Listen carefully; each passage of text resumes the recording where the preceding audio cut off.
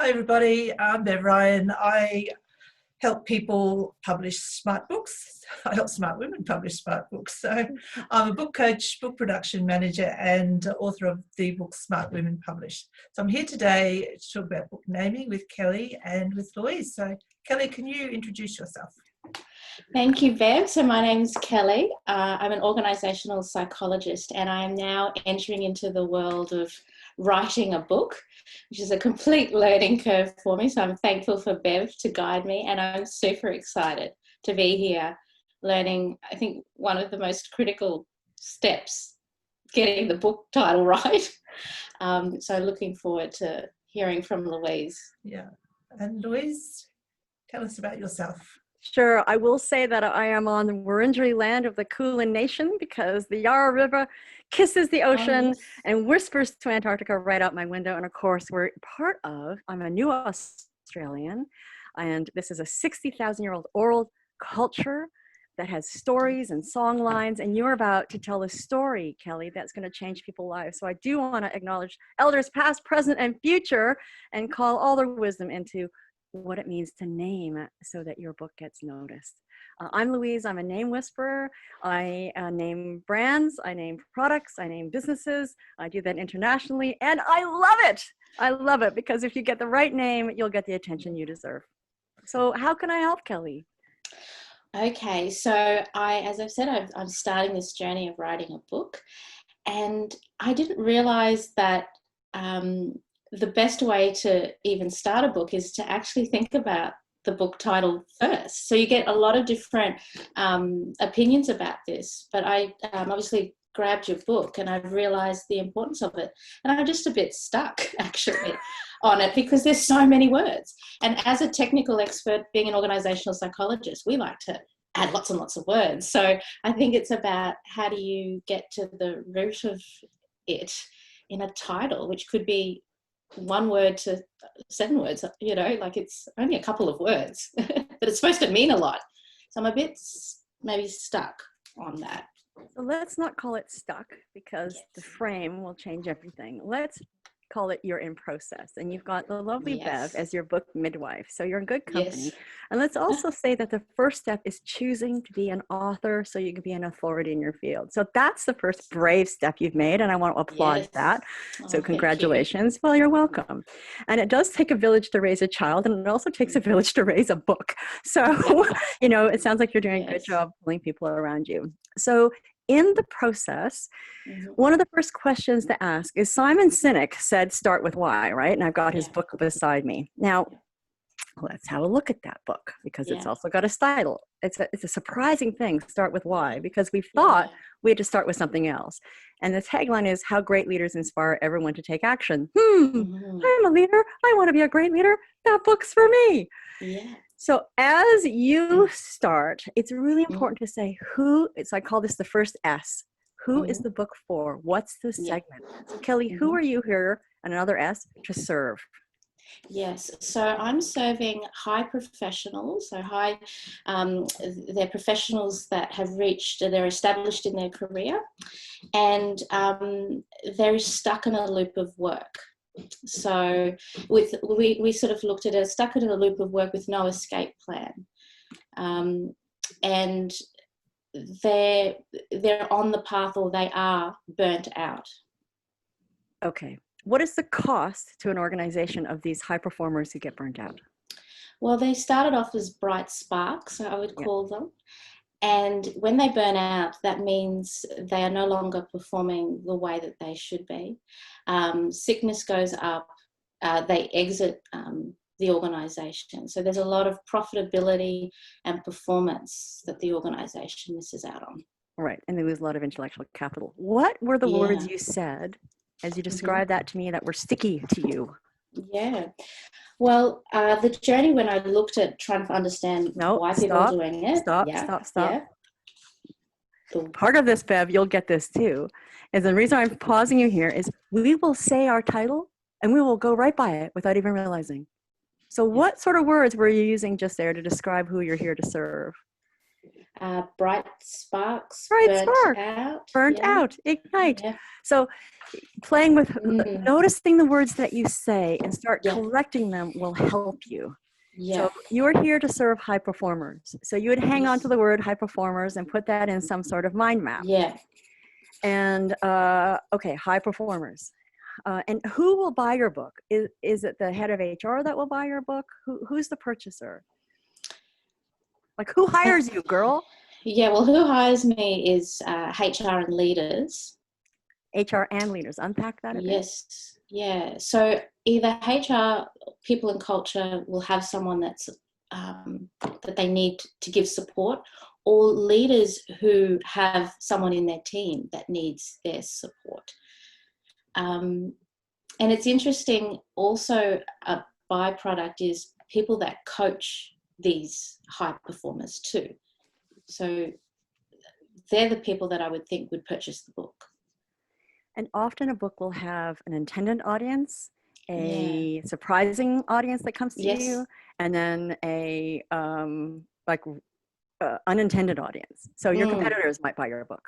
Right? Other organizational psychologists, and you have to decide that it's okay to share your secrets, because they'll use them too.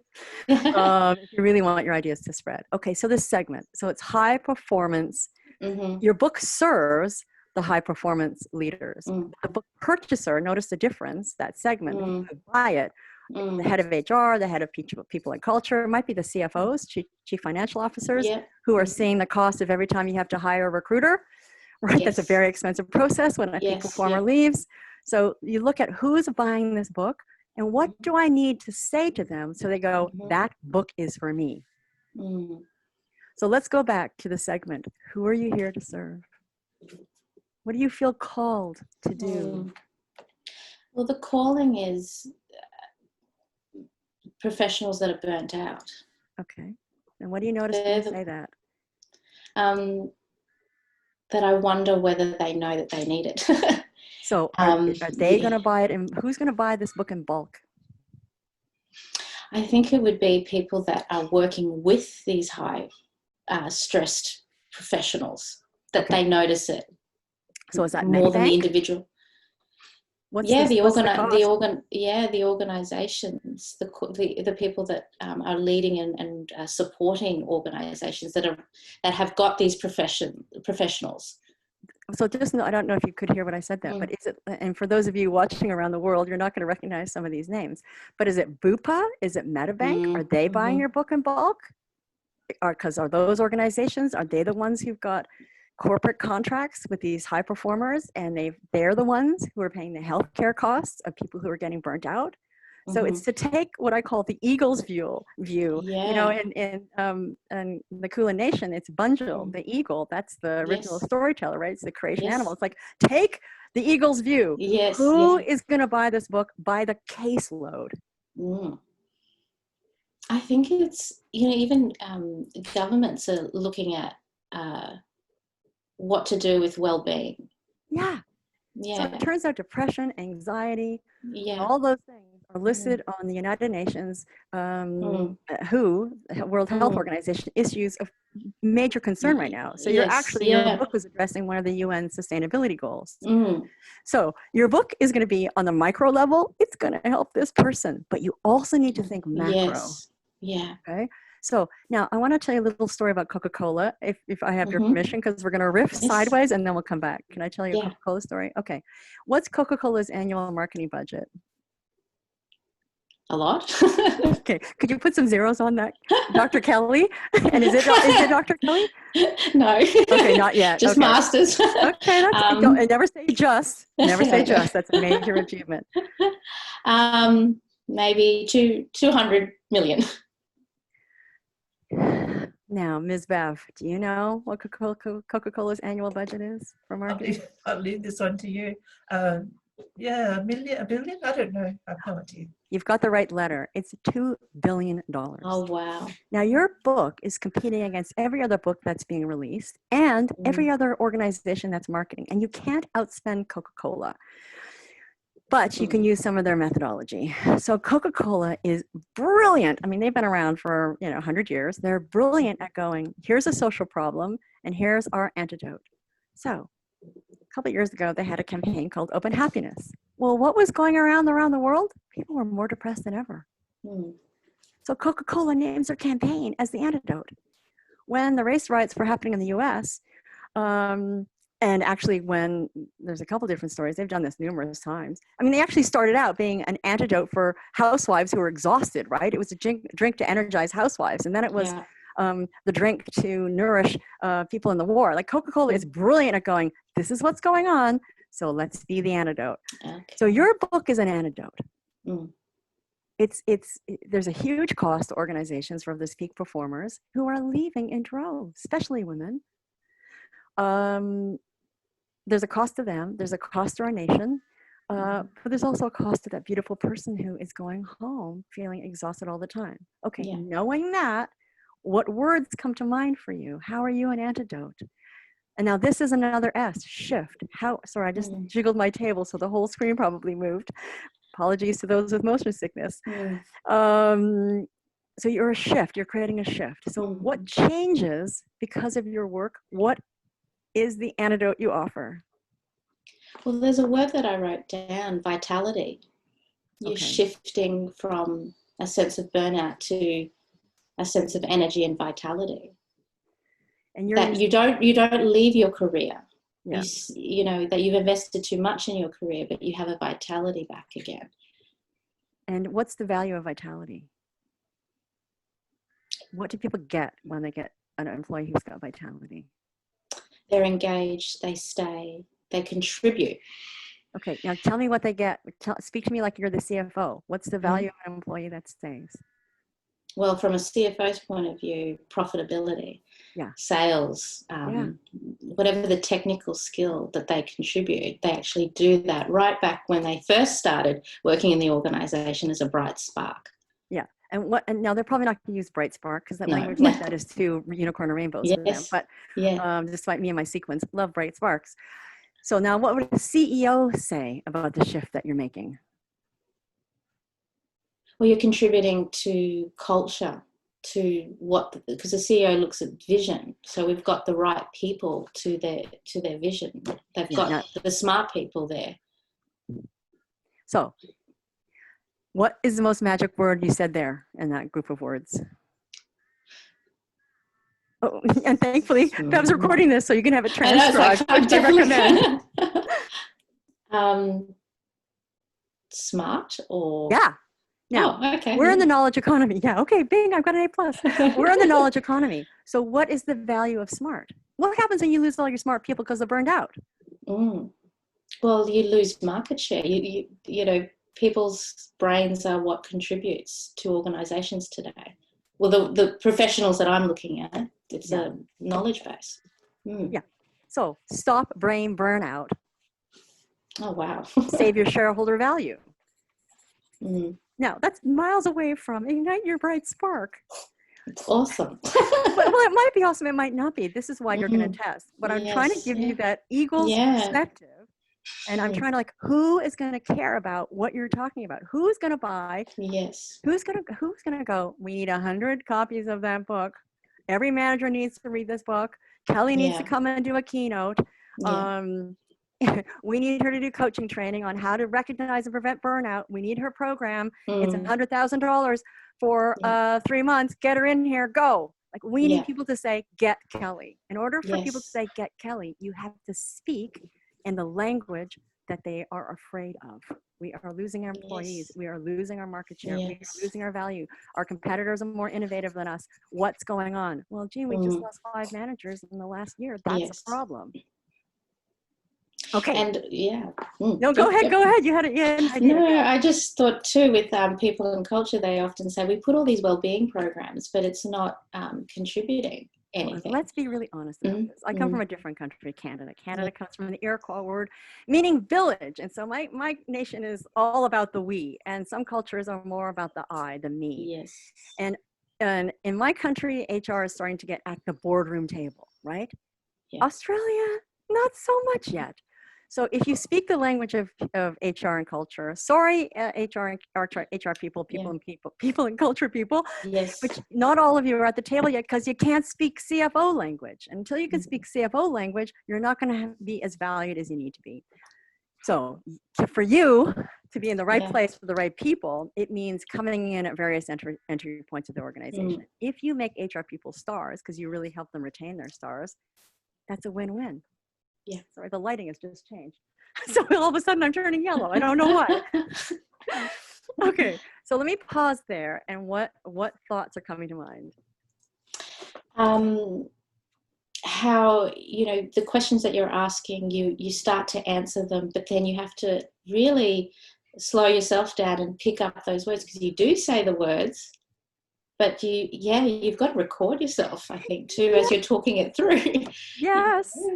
That's what struck me, and that you're able to ask the questions. It's within yourself, but it's asking the right questions and then listening to what your answers actually are, because I think you can overlook a good word. You got it. Yeah. And look at what we're doing, because you're a coach too, and I'm a master accredited coach. So what we're doing, and I'm trained in Harvard Thinking Routines, and I can lay out any qualification you want, because I love stuff like this, right? So what you're talking, the process I'm using with you is a coaching inquiry process. Yes. And so let's look at a book that sold 500,000 books. So here's a title: The Coaching Habit. Say less, ask more, and change the way you lead forever. Michael Bungay Sr. Okay. Who's buying this book in bulk? People and culture.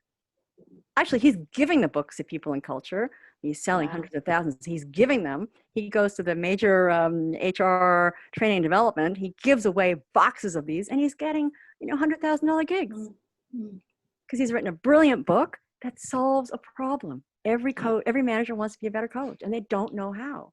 Now you're solving a problem too. So what problem are you solving? Well, it goes back to what you're saying. Yeah, stop that brain burnout, losing good employees. Yeah, so stop losing good employees, protect your brains. Yeah. Stop losing your best employees, stop losing high-performing employees, protect the ones that matter. So now your book is suddenly like, oh my gosh, I have to have it. Yes. It's got a nice mission. Well, you can even say, are you losing millions? Yeah. Stop bleeding money. You can come at it through so many different ways. Absolutely. But it's your truth. If you are really solving this problem, you are saving lives. Well, that goes back to when I was thinking of these high stress professionals. I felt sorry for them because they're seen as a resource. They just churn. Yet they're your IP. Right. Now look at that word. What was the most gorgeous word you just said there? They're your IP. Churn. Churn, yeah. Churn. Nobody uses churns in a book title. Stop churning over your high performers. Yeah. And so you might not use the word, but look at the words that people don't use. Yeah. And how can I play with that? Yeah. Does that make sense? Yes, absolutely. Okay. So so we're looking at the story. We're looking at the segment, who do you serve? We're looking at the shift, what change do you make? Now, sentiment. Let's look at another S word, sentiment. What do you want people to feel when they see your book? Hopeful that there's a road to recovery. Yes. You want them to feel hopeful. What else do you want them to feel? That this is a no fluff book, that there's actually actions to, it's actually obtainable. It's not a rah-rah thing. It's actually, how do I stop this? So very much a how-to. Okay, notice that. How-to. That's powerful. Find your how-to, practical guide. Yeah. Yeah. That's definitely the sediment. And then I guess trust, because of the scientific background that a psychologist is putting the suggestions forward, that there's a trusted advisor element to it. I'm going to drive you crazy. What was the word that mattered that you just said? Trusted advisor? Science. So yes, trusted advisor. But the reason why I didn't say trusted advisor is because one of the big consulting companies is using that phrase. Yes. But if you have something like the science of saving your peak performers, I'm in. Yeah. I'm in. That's awesome. Okay. So story, segment, sentiment, shift. Now, we're going to talk about status, intention, because you want people to feel like there's a path. But when they pick up your book, so, I mean, you guys saw the video I did on LinkedIn recently, my old book, How to Name Your Business for Success, Powerful Tips from Global Brands, Name Influence. I'm going to have a hairball. You know, I didn't know what else to call it. I was new at the game. I didn't understand tension. And so that's what I want to talk a little bit about. Okay. And then when I renamed it in 2019, it was somebody else, Kelly, just like I'm doing with you, Seth Godin. I was in a course and I'm one of his coaches, and I should acknowledge him right off the bat because he's a book packaging genius. I had written something and he wrote back. I don't even know if I'm allowed to say this. Oops. Anyway, somebody wrote back and said, that's your title. So I didn't see it either. So sometimes we need a Bev, we need a Seth, we need somebody who goes, that's your title. And so then it became word glue and find your $1 million brand name. That solves a problem. Because the problem is these startups with 543,000 brands starting every month in the US alone, and Coca-Cola's $2 billion marketing budget, they have to break out, not blend in. They have a problem. They can't find their $1 million name. And if they don't, that's going to cost them. So title pulls their attention. Word glue, what's that?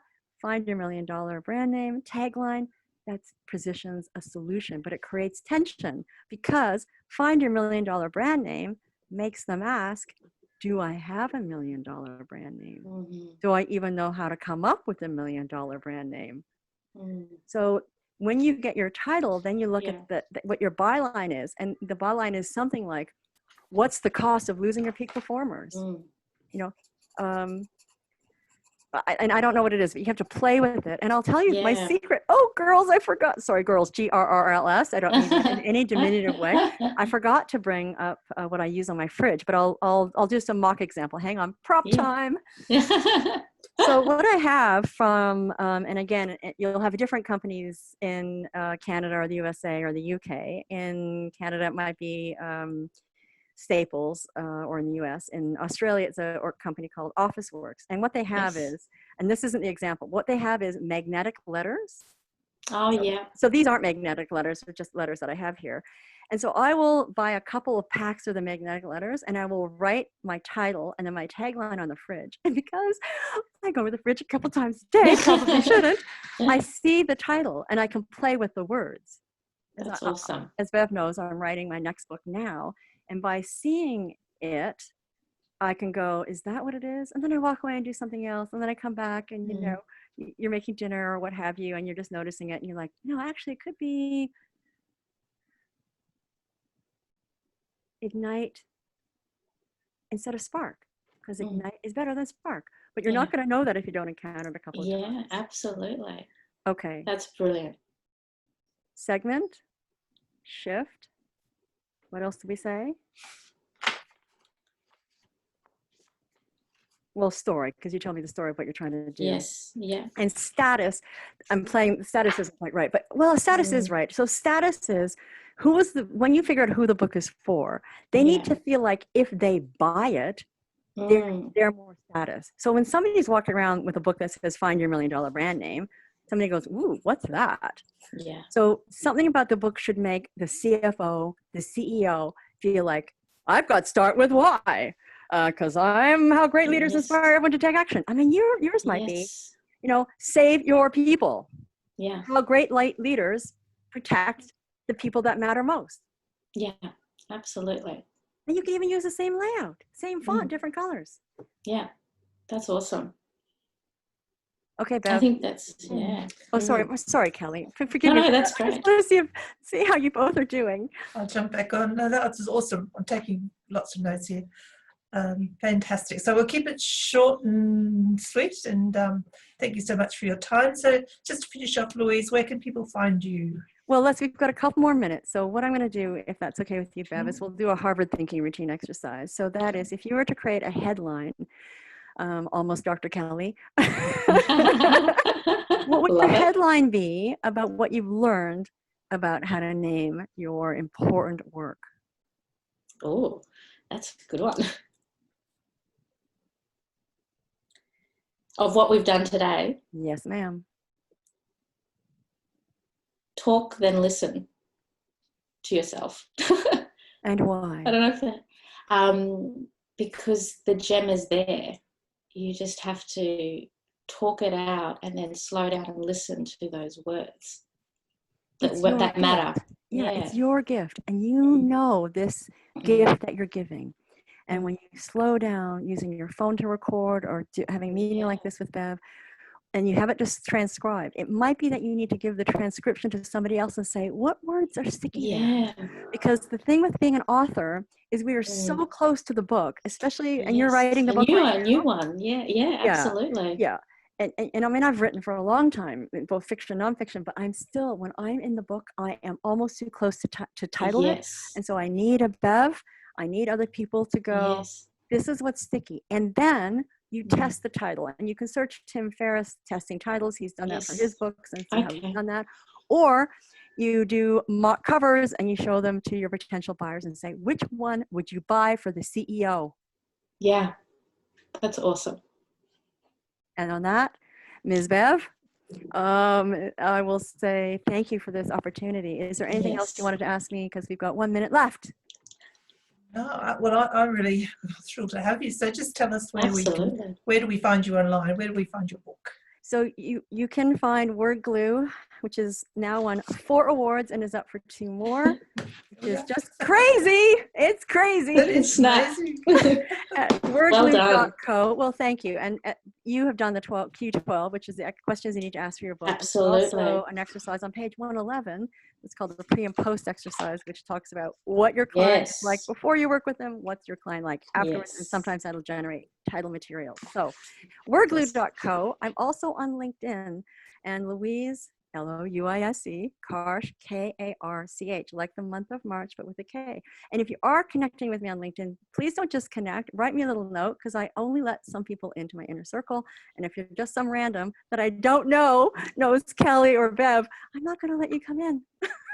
Because I actually care about my connections, and I care about staying in touch with folks. So thank you, Louise. And Kelly, where can we find you, your work?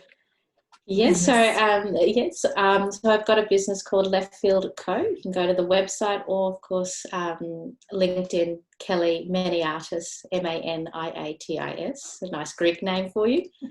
And I'd love to connect. Okay, Bev, can you take a picture of Kelly and I holding up? My phone's downstairs, so I can't do it. Well, can you do? Okay, then somebody has to do. We're going to have to pause it.